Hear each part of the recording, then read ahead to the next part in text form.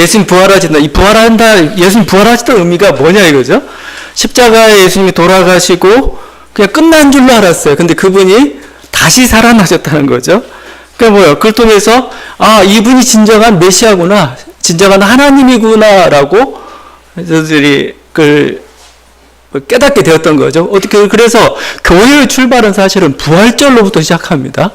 모든 제자들이, 모든 사람들이 다 흩어져서 더 이상 이제 끝났다 생각했는데 예수 그리스도 부활했기 때문에 그들이 다시 하나가 되었고 뭉쳤고 선교가 시작이 되었고 복음이 그것부터 시작이 되었던 거죠. 그래서 사실은 부활절이 교회의 시작입니다. 그럴 뿐만 아니라 우리가 부활절을 가장 축하하는 그런 이유는 바로 그 예수님의 부활을 통해서 인간이 가장 어떻게 보면 절망적으로 인간을 가장 짓눌렀던 죽음으로부터 우리가 해방되기 때문에 그렇습니다. 여러분, 인간에 대한 정의가 뭡니까? 그냥 죽음에 이르는 존재예요. 그냥 죽음으로 끝나는 그 존재. 죽음이라는 것은 필연이고 도무지 불가항력적인 그런 거였는데 거기에 구멍이 뚫렸어요. 거기서 막 빛이 막 들어오기 시작합니다. 그 빛이 예수 혼자에게만 있는 게 아니고 우리가 그것도 부활의 첫 열매라고 얘기하죠. 그냥 첫 열매처럼 예수님 구멍을 뚫어놨는데 이제 수많은 사람들이 이제 그 사망을 이기고 이제 다시 같이 살게 될 거라는 그런 그걸 축하하는 바로 절기, 바로 이게 바로 부활절이죠. 그래서 지금 우리들이 이렇게 뭐 찬양도 하고 뭐 계속 뭐 부활 생명, 죽음의 사망 권세, 오늘은 한번 우리가 크게 그거에 대해서 좀 오만할 정도의 태도로 죽음에 대해서 한번 조금 비웃는 시간이 좀 돼야 됩니다. 부활의 시간, 부활절이라는 것은. 그래서 제가 뭐 가끔 읽어드리고 했는데, 이 시는 꼭 한 번씩 부활절에 읽어야 됩니다. 존 던이란 그 성공의 사제인데 17세기의 시인입니다. 그 사람이 죽음이여 뽐내지 말라 이런 시를 썼습니다. 제가 읽어보겠습니다. 죽음이여 뽐내지 말라. 어떤 사람들 그대를 강하고 무섭다 하지만 실은 그렇지 않아. 그대가 쓰러뜨렸다고 생각하는 그들 죽은 것 아니라네. 가련한 죽음이여 그대는 나도 역시 죽일 수 없어. 단지 그대의 그림자일 뿐인 안식과 잠에서 많은 기쁨이 흘러나온다면 그대에게선 더 많은 쾌락이 흘러나오리라. 가장 선한 자 가장 먼저 그대를 따라가지만 그것은 육체의 안식이요 영혼의 구원. 그대는 운명과 사고와 폭군과 절망자들의 노예, 독약과 전쟁 그리고 질병과 함께 사네. 아편이나 마술로도 우리를 잠들게 할 수 있으니 그대의 칼보다 낫지. 그러니 뽐낼 것이 무엇이랴. 짧은 한잠 지나 우리 영혼이 깨면 이젠 죽음은 없네. 죽음 그대가 죽으리. 이게 뭐 참 대단한 시죠. 죽음 뽐내지 말라 이거죠. 사도 바울은 죽음아 너의 승리가 어디 있느냐, 죽음아 너의 독침이 어디 있느냐라고 얘기하고 있어요. 막 전갈 같아 죽음이. 그래서 한번 쏠면 결코 살아날 수 없고 그 전갈의 공포 속에 항상 살아가는 게 인간인데 너희 쏘는 게 어디 있느냐라고 지금 얘기하고 있어요. 한 인간의 입에서, 사도 바울의 존 던이라 다 인간이죠. 그 인간의 입에서 어찌 이런 말이 나올 수가 있는가? 그건 바로 그리스도의 부활로 인해서 일어난 일이죠. 오늘 우리가 나사로가 살아나는 그 부활의 기적을 같이 묵상을 했습니다. 말씀을. 주님께서 나사로야 나와라 이렇게 우리가 읽진 않았지만 43절에 외칩니다. 그러니까 나사로가 죽은 상태에서 일어나서 막 수건으로 이렇게 묶여있고 얼굴도 가려져 있는데 그 막 엉거주춤하게 기어 나오는 겁니다. 그리고 풀어놓으니까 이제 살아서 껑충껑충 뛰면서 하나님을 찬양하는 그 모습을 나와 있습니다. 여러분 이것이 사실은 우리 마지막 날에 일어날 일입니다. 아무개야 뭐 종자라 일어나라 하는 순간에 뭐예요? 막 그 땅속에서 뼈들이 맞춰지고 아니면 화장했으면 막 공중에 흩어졌던 뭐 탄소, 수소 여러 화합물로 흩어졌던 건 하나로 모여가지고 원래 모습들을 다시 회복해서 내 존재가 다시 시작될 것이다. 그거죠. 그런 어떤 희망들을 제시하는 게 바로 부활절입니다. 그래서 이 부활절에 여러분 제일 먼저 해야 될 것은 죽음을 좀 비웃어야 됩니다. 그래서 제가 이 얘기를 하는 게 실제 그 중세 교회 전통 중에 예배 시간에 부활절 웃음이라는 의식이 있습니다. 부활절 웃음. 리수스 파스칼리스라고 얘기하는데, 설교자가 아니면 순서 중에 설교자가 웃긴 소리 해야 됩니다. 웃긴 소리를 하고 나서 사람이 막 웃어요. 쾌활하게. 그 그걸 통해서 그 죽음을 비웃는 거죠. 그리고 승리를, 어떻게 보면 웃는다는 게 뭐예요? 웃는다는 게 죽음에 대한 가장 경멸적인 태도입니다. 죽음의 얼굴을 심각하게 만드는데 그 순간에 우리는 웃는 거죠.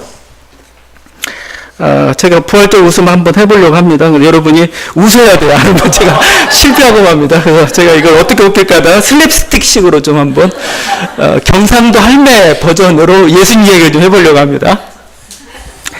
한 할머니가 얘기했습니다. 이봐라 친구야, 예수가 죽었다 카대. 다른 할매가 얘기했습니다. 와 죽었다 카노. 못에 찔리 죽었다 안 카나. 에고 얄궂대. 머리 풀어 헤치고 당길 때부터 내 자마 알아봤다. 이때 아무 말하지 않던 다른 할매가 물었습니다. 이번에 예수가 눕고. 몰라. 우리 며느리가 아버지 캐서인데 사돈 어른인갑지 뭐. 그럼 뭐 사돈 어른 죽었는데 문상은 갔나? 오메 안 갔다. 와 안 갔노? 거본 옷까지 다 준비해놓고 갈락했는데 사람들이 벌떡 일어났다 안 카나? 이게 부활의 소식입니다. 여러분 한번 웃읍시다 우리가. 예. 그래서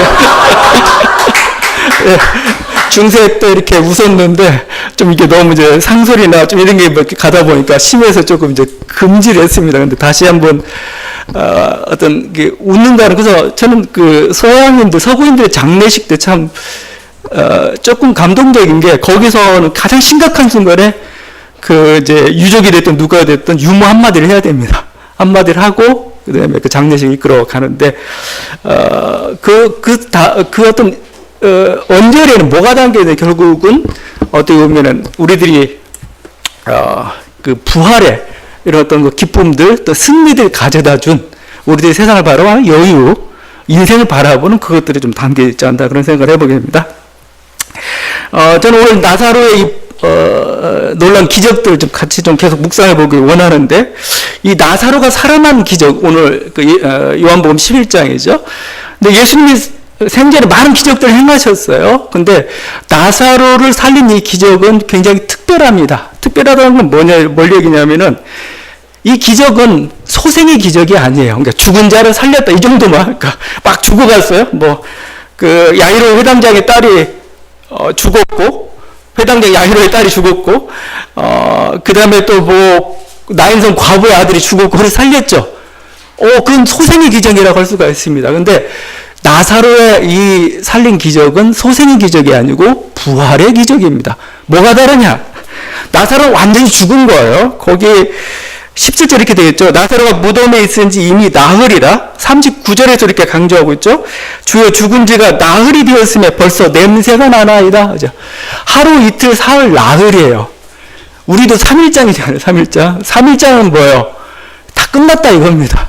우리가 뭐 입관 예식 같은 걸 왜 하루 지나서 합니까? 혹시 살아날까봐. 그죠? 여러분, 그게 있잖아요. 자기 이제, 시어머니가 돌아가셨어요. 돌아가시고 장례처럼 이제 관을 이렇게 내려오는데, 이렇게, 거기 살아나신 거예요. 관이 또 좀 부딪히는 바람에 살아났습니다. 근데 살다 이분이 또 얼마 못 가가지고 이렇게 또 돌아가셨네요. 다시 이제 그 장례처럼 관을 내려오는데 조심조심 내려옵니다. 살아날까봐. 근데 그게, 왜 하루냐, 이거 하루냐? 살아날지 몰라요. 그러니까 뭐 일단 하루를 지켜보는 겁니다. 24시간 지나야 입관을 할 수가 있는 겁니다. 그리고 하여튼 3일장은 이쪽 유대인 쪽이나 우리 동양 쪽이나 마찬가지로 다 끝난 겁니다. 이렇게 설명합니다.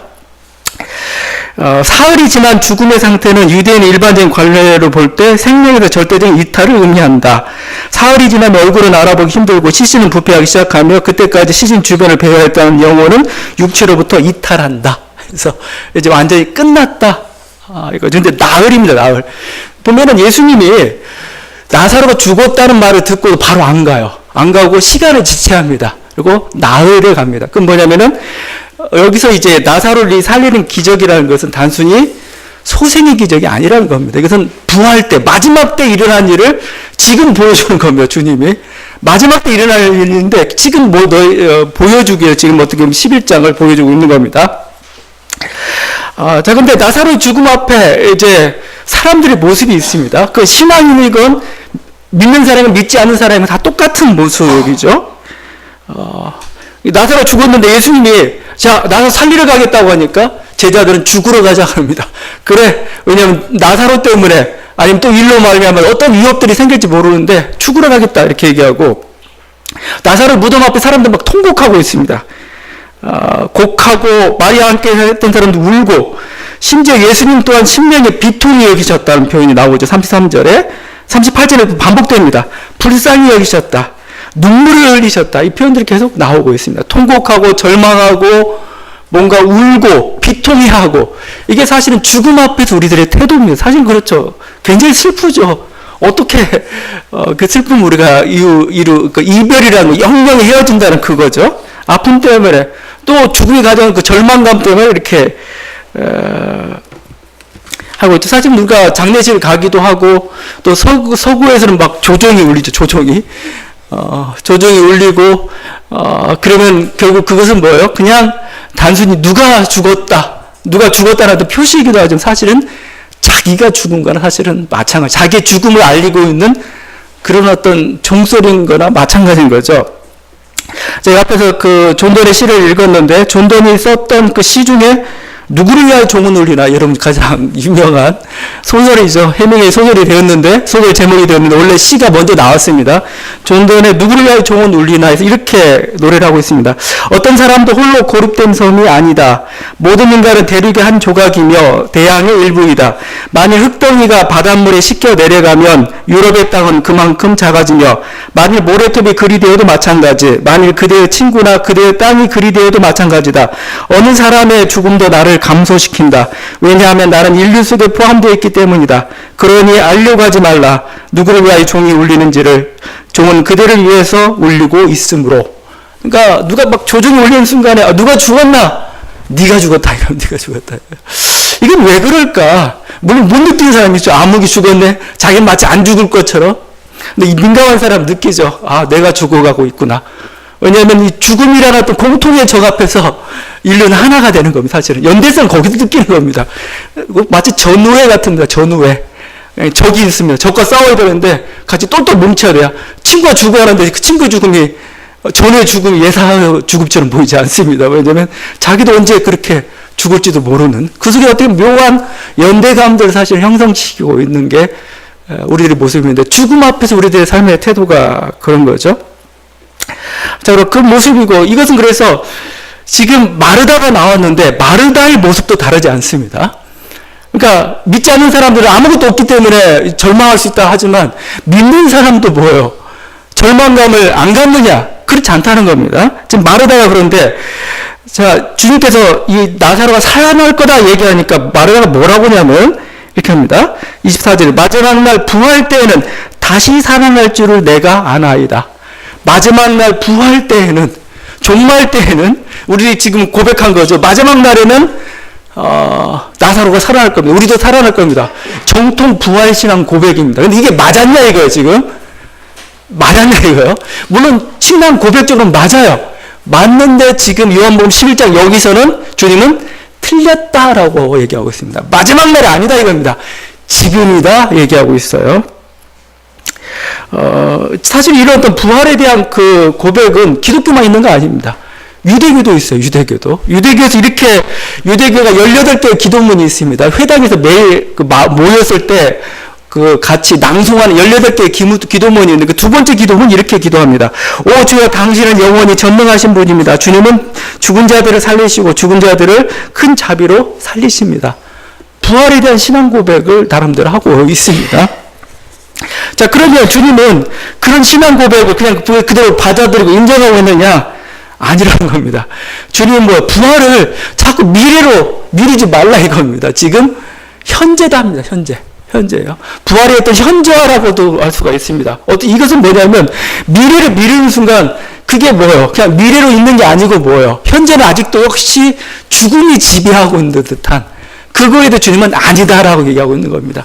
미래에 올 것이만 뭐예요? 그 미래는 뭐예요? 이미 우리가 가까이 온 우리 현재화된 미래라는 겁니다. 바로 우리 안에 있는 그게 25절과 26절 말씀이죠. 나는 부활이요 생명이 나를 믿는 자는 죽어도 살겠고 무릇 살아서 나를 믿는 자는 영원히 죽지 아니하리니 나는 부활이요 생명이 나를 믿는 자는 죽어도 살겠고 무릇 살아서 나를 믿는 자는 영원히 죽지 않는다 이거죠. 나는 부활이요 생명이니 예수님은 부활하신 분입니다. 그리고 그럴 뿐만 아니라 예수님 우리에게 부활 생명을 주실 분이십니다. 그래서 예수님은 부활이요 생명이다. 내가 예수를 가지고 있으면 예수를 알고 있으면 이미 부활 생명을 얻은 것과 마찬가지입니다. 그럼 마치 저는 이렇게 표현하고 싶어요. 씨앗을 얻은 것과 마찬가지입니다. 씨앗. 우리 안에 씨앗이 있어요. 씨앗이 있다는 것하고 없다는 것하고는 엄청난 차이입니다. 왜냐면 여러분 그냥 씨앗하고 전 씨앗 하나라고 다이아몬드 하나라고는 그냥 크긴 똑같아요. 똑같고 오히려 다이아몬드 더 반짝이고 영롱하고 더 좋죠. 그러나 씨앗은 생명이 있습니다. 생명이 있기 때문에 어떻게 되죠? 그게 100년 후가 되면은 뭐요? 여기는 숲을 이룹니다. 얘는 그냥 하나 그대로 있지만 뭐요? 씨앗은 지금은 볼품없어 보이지만 여기서 엄청난 것들이 이루어지죠. 예수 그리스도 우리가 부활 생명을 가졌다는 바로 그걸 얘기하고 있는 겁니다. 이미 씨앗이 심겨졌다 이겁니다. 나를 믿는 자는 죽어도 살게. 말 그대로죠. 나를 믿는 예수를 믿는 자는 뭐요? 죽어도 우린 죽죠. 안 죽는다는 얘기 아닙니다. 몸이 죽어요. 죽지만 뭐요? 다시 산다 이겁니다. 부활이죠. 다음이 중요합니다. 무릇 살아서 나를 믿는 자는 영원히 죽지 않는 이게 문제죠. 살아서 나를 믿는 영원히 안 죽는다 이겁니다. 그러면 뭐야? 우리 죽지 않아요. 죽는데 영원히 안 죽는 이 말은 뭐냐? 그냥 강조하는 표현이냐? 그 정도 아니라는 겁니다. 물론 강조하는 표현이라고도 볼 수도 있겠지만 지금 주님에게 있어서는 죽음이 더 이상 의미가 없어요. 더 이상 죽음이 강력한 힘을 가지고 있지 못해요. 여기서는 오히려 부활 생명의 놀라운 그 힘이 죽음을 압도하고 있는 그 모습입니다. 죽음이 가볍게 보이는 거죠. 그러니까 어떻게 보면은 이 말씀을 제가 잘 설명하고 있는 게 이것 같아요. 이 예수님이 죽음에 대해서 어떻게 보고 있는가 이겁니다. 죽음에 대해서. 그러니까 이 영원히 죽지 않는다라고 할 때 이게 그냥 우리가 몸이 죽지 않는 그런 얘기 아니라는 얘기입니다. 예수님은 죽음을 잠다라고 표현해서 잔다. 잠을 잔다. 나사로가 잠에 들었으니 깨우러 가야 되겠다. 잔다라고 표현하고 있습니다. 결국은 뭐예요? 죽음이 무력화된 겁니다. 죽음이 그에게는 더 이상 힘을 발휘하지 못하고 있습니다. 이건 요한복음을 보다 보면 잘 보여요. 예수님이 이렇게 복음서마다 각자의 또 눈들이 있는데 요한이 바라봤던 예수의 모습은 십자가가 고통이 아니고 고난이 아니에요. 십자가는 물론 힘들고 어려운 거죠. 그래서 마가는 막 엘리 라마 사박다니 하면서 막 이렇게 탄식하고 막 하고 있는데 요한이 바라보고 있는 예수의 모습은 그렇지 않습니다. 여러분이 나중에 이제 복음서를 좀 읽을 때 좀 복음서에 결들이 있습니다. 결들을 보면서 읽으면은 굉장히 새로운 어떤 그러니까 요한이 만났던 예수의 모습이 보이기 시작하는데 요한은 십자가에 대해서 죽는다 이런 표현을 잘 안 써요. 들림을 받는다 표현했습니다. 들림. 십자가 좀 높이 있잖아요. 이렇게 골고다 언덕에 또 십자가 높이 있잖아요. 들림을 받는다라고 표현해요. 이게 무슨 뜻인지 아세요? 십자가는 결국 뭐예요? 높이 올려가지고 저 하늘나라로 가는 하나의 길이야 이런 뜻을 가지고 있습니다. 그래서 예수님이 마지막에 죽는 그 순간에 십자가에 죽는 그 순간에 예수님은 절대 그 십자가에 대해서 죽는 이런 막 고난스럽다 얘기하지 않고 이런 기도를 드리죠. 아버지여 때가 이르렀사오니 아들을 영화롭게 하사 아들로 아버지를 영화롭게 하옵소서. 영화롭게 하옵소서. 지금 지금 저는 영광을 받을 때가 왔습니다. 아들을 영화롭게 하사. 그래서 어떻게 보면 죽음이라는 게 뭐예요? 죽음이 그냥 죽음이 아니고 아버지께로 가는 통로예요. 저는 지금 아버지께로 향해서 가장 어떤 이 인생의 극치에 가고 있습니다. 이런 표현입니다. 그러니까 뭐예요? 그걸 그대로 이렇게 받아주셔서 제가 하나님께로 가게 해 주시옵소서. 여러분 그래서 요한복음 읽다 보면 재밌는 게 겟세마니 기도가 없어요. 게세마네 기도 없다는 거. 그냥 아버지 이제는 내게서 진행하게 그런 식 기도를 주님은 하지 않아요. 그냥 17장에 아버지와 내가 하나인 것처럼 저들도 하나가 되게 이런 대지상격 기도를 드리고 있습니다. 결정적으로 예수님이 십자가상에서 엘리엘리 라바 사막다니 하는 그런 함성을, 어떤 통곡의 함성을 지르질 않아요. 왜? 그냥 원래 있는데 원래 있어요. 있지만 요한은 그걸 기록하기를 원치 않아요. 그건 일부의 모습이고 진짜가 아니라는 겁니다. 진짜는 뭐냐? 예수님의 말씀은 다 이루었다입니다. 다 이루었다. 야, 제가 다 이루었다는 말은 아이고 이 말에 책임을 져야 되는데 그냥 예수님 말씀 죽어도 여한이 없다는 말이에요. 죽어도 여한이 없다. 이제 하나님께서 하신 일 다 하고 하나님께로 갑니다. 완성하고 이제 갑니다.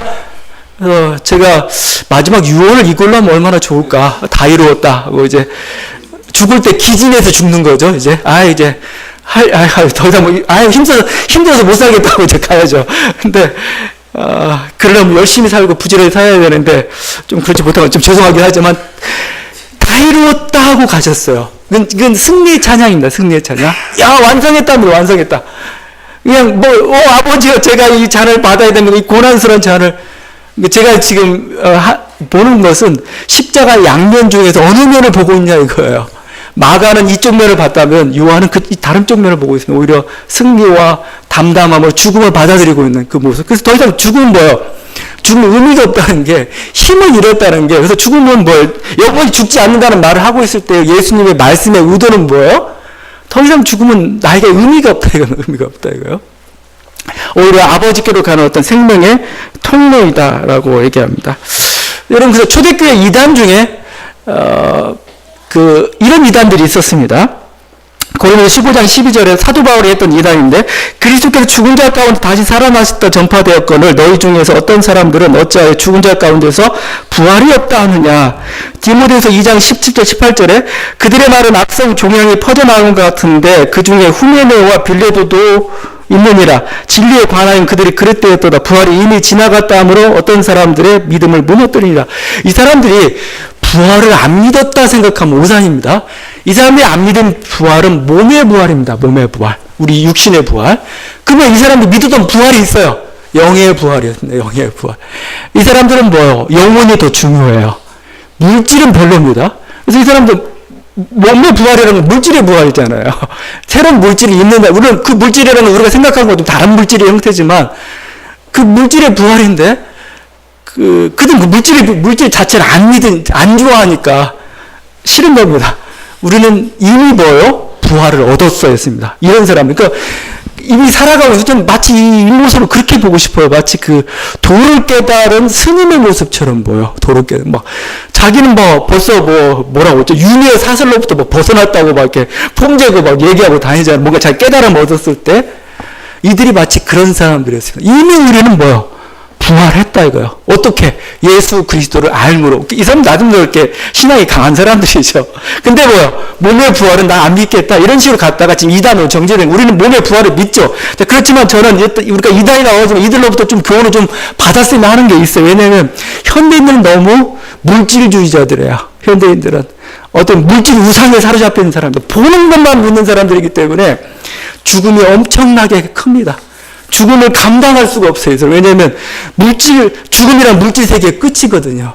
그들에게서는 보이는 것만 믿기 때문에 새로운 물질로 우리가 새로운 세계가 열려질 거라는 생각을 가질 수가 없어요. 그냥 끝입니다. 그냥 절망입니다. 이거요. 현대인들 그래서 신앙 갖기가 참 어렵고 현대인들에게 부활절 설교는 가장 어려워요. 왜냐하면 보여달라. 근데 보일 수 있는 게 없거든요. 이게.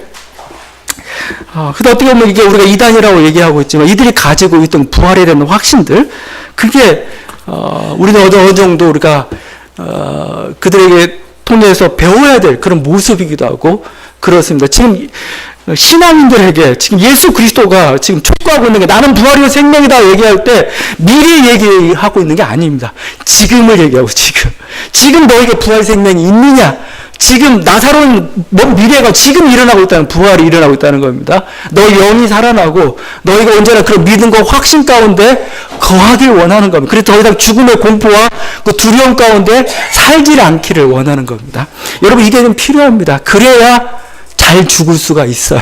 실제 좀 역설이지만 어차피 우리 우주라는 것은 물질 세계라는 것은 죄 삭시 사망이라고 해가지고 결국 망하게 되어 있습니다.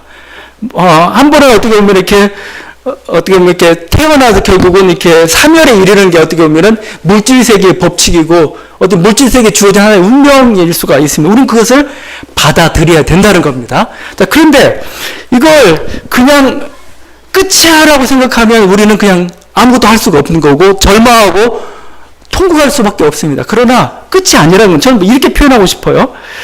우리가 나무가 봄, 여름, 가을 이렇게 꽃이 피고 무럭무럭 자라다가 열매를 맺고 그러다가 겨울에 잎을 다 떨어뜨려요. 모두 정말 죽은 것 같이 됩니다. 제일 멋있는 게 은행 같아요. 은행나무니. 막 노랗게 물들다가 그냥 한꺼번에 와락 쏟아버려요. 그래서 다 쏟아버립니다. 그럼 왜 쏟냐 이거요? 죽음을 준비하는 거죠. 그럼 죽음으로 끝나냐 이거요? 안 끝나요. 왜냐하면 봄을 이들은 알고 있어요. 새 봄이 올 것을 알고 있어요. 새 봄에 대한 그게 저는 이게 믿음이라는 겁니다. 믿음. 새 봄에 대한 그 믿음 때문에 뭐예요? 떨어뜨리는 겁니다. 가볍게. 겨울이 와서 잎사귀 달고 있으면 안 돼요. 이제 봄, 여름, 가을, 겨울의 수만 가운데 그걸 다 내려놓아야 뭐예요? 새로운 것으로 우리가 덧입을 수가 있어요. 죽음을 받아들일 수가 있는 겁니다. 그냥 안 돼. 죽음 이게 탁 달하면 봄, 여름, 가을, 겨울의 인생 막이라고 하면은 우리는 못 살죠. 우리는 뭐 힘들고 어려울 수밖에 없죠. 그러나 그게 아니라면 새 봄이 있다고요. 새 봄이. 새 봄에 새로운 모습으로 우리는 새로 태어날 것이고 우리는 그런 희망을 가지고 있는 거죠. 그래서 뭐요? 가을에, 늦가을에, 겨울에 과감히 떨어뜨릴 수가 있는 것이죠. 이게. 저는 그래서 또 이게 문화 같아요. 문화. 이게 서구 문화는 그래도 이게 부활신앙이 아직도 살아있는 것 같습니다. 그래서 영화나 드라마를 보면은 서구 문화에서는 죽음을 너무 담담하게 처리해요. 아들이 죽었는데, 사랑하는 사람이 죽었는데, 눈물 몇 방울 글썽하고 끝나버리고 말아요. 우리나라는 아니죠. 우리나라는 두고두고 울고, 회상하면서 울고, 뭐하고 울고, 몰라요. 뭐, 각자의 또 문화라고 할 수가 있습니다. 근데, 우리는 죽음이란 것 자체를 너무 받아들일 수 없는 그런 문화입니다. 죽음이란 것 자체가. 도무지 감당할 수가 없어요. 너무 힘들어요. 그래서 막 여러 가지 병에 걸리기도 하고, 그 때문에 통곡하기도 하고, 그걸 드라마로 보여줘야 되고, 이상할 정도로 서구 문화는, 저가 정말 그런 강 물어보고 싶을 정도예요. 니네 그렇게 눈물을 안 흘리냐, 이거요? 그렇게 힘들고 어려운 그 순간에도, 하나의 문화일 수도 있겠지만, 그 문화의 배경 속에는 뭐가 있었겠는가? 그죠? 사실 인간의 수명이라는 게 요즘에서 이렇게 뭐 100세 얘기하지만 옛날 같으면 평균 수명이 30세도 안 되죠. 30세, 40세, 50세 살면 정말 잘 산 거고, 오래 산 거고, 막 전쟁에, 여러분 그 패스트, 그게 한번 싹 도시를 돌면은 한 3분의 2가 나가 죽습니다. 떨어지고, 다 죽어요. 다 죽고, 몇 명 살아있고, 항상 죽음을 옆에 보고, 근데 여러분은 죽음을 옆에 보질 못하죠. 그리고 죽음 본 적이 자기 어떤 가족의 장례식 때 잠깐 보고 말지 전부 장례식장으로 고립시켜놓고 그래서 마치 자기를 영생할 것처럼 얘기하고 있는데 아니라는 겁니다. 우리들은 언젠가는 죽음을 맞이하게 됩니다. 근데 잘 죽으려면 그 죽음 앞에서 우리가 절망스럽지 않으려면 고통스럽지 않으려면 뭐요? 우리 언제나 부활신앙을 가져야 됩니다. 부활생명을. 인생은 어떻게 보면은 긴 사계절과 같은 거죠. 봄, 여름, 가을, 겨울이 아주 길게 이어집니다. 그래서 겨울로서 다 떨구고 지나간 것 같지만 아니라는 겁니다. 새 봄이 있다는 겁니다. 그때는 우리가 새로운 모습으로 존재를 또 이어가게 될 것입니다. 그게 하나의 어떤 단순히 희망 정도가 아니고 어떤 걸까요? 예수 그리스도 먼저 그것을 보여주셨고 이제 너에게 주어질 거라는 어떻게 이게 믿음인 거죠. 이런 믿음을 가지고 있어요. 우리는 뭐요? 죽음을 제대로 맞을 수도 있고 또 우리 인생을 충실히 살아갈 수가 있습니다. 죽음을 두려워해서 뭔가 뭘 하지 못하고 그럴 수는 없는 거죠. 우리 주께서 주신 그 모든 일들, 분복들 잘 열심히 감당하다가 이제 그 일이 끝나는 날 다 이뤘다 하면서 이제 새로운 세계로 우리는 간다. 이런 믿음들이 좀 필요한 거죠.